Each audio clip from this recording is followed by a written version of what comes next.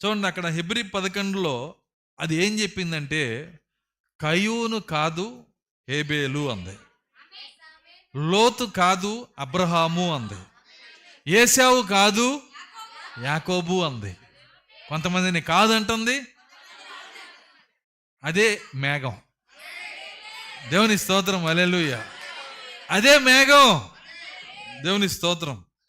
చూడండి, 1963లో కూడా మేఘం వచ్చినప్పుడు అదే జరిగింది.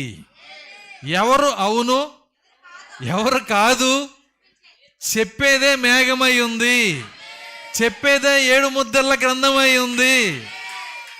కాబట్టే ఎవరు కాదో వాళ్ళు 7 ముద్రలు వాళ్ళ చేతిలో పెడితే ముఖం 33 వంకరలు తిరిగి ఈ మెసేజ్ మేము నమ్మం, ఇది అబద్ధ ప్రవక్త అని ఇచ్చేస్తారు.